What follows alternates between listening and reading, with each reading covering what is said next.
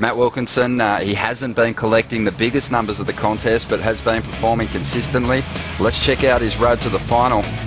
Kicking off in the first round, he was second to Keanu Singh in their clash, but still, he's always looked pretty sharp through each of his heats. Yeah, it's, there's nothing to say negative against Wilko, and, despite the, if you look at the top of the show, we said his highest score in this event is 8.5. So it sounds like, well, how is he getting through these heats? Is he just being kind of steady Eddie guy and consistent? But when you look at his rail work on the face, especially in the smaller days, he looks rock solid. And the other thing is, it has been so hard to impress the judges and even get into the excellent range. So if you're carrying a lot of 8s, you are on fire. We've seen a couple of rides that could have easily been 10s. Just pull back a little bit on the scale. The judges are expecting a lot from the competitors in order to get those big numbers at this contest. Yeah, it's very true. And, Matty Wilkinson's been in a lot of heats that were challenging. The conditions were, not just coming right to you in terms of sitting there on the ledge and a perfect one comes your way. You had to be sneaky and find your scores, and he's had the keys to that success every single heat. Early on in the event window, we talked about the fact that Matt started to look like the pressure of competing in that yellow jersey was taking its toll on him, especially at Margaret's and for sure over at Rio. But back to his aggressive best here, especially out on the open face, digging into some pretty good snaps when he gets out of the barrel.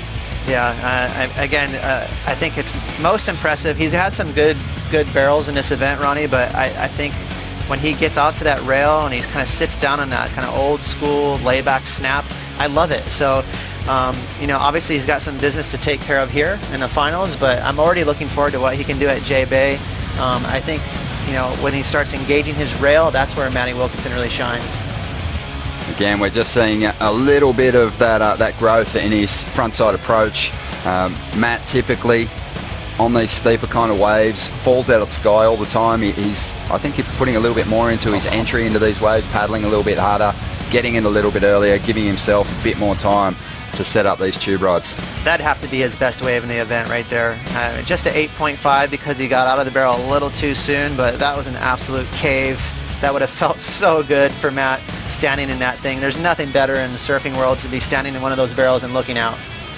And perhaps the biggest victory for Matt Wilkinson is stalling the progress of John Florence not once but twice in this contest, sending him to round 5 after a strong round 4 performance and getting him again in the quarters. That's unexpected in conditions like this. I think the other thing that's really fueling Matt is kind of diluting the fire of the glitz and glamour guys. I think he's really relishing in being the underdog dude.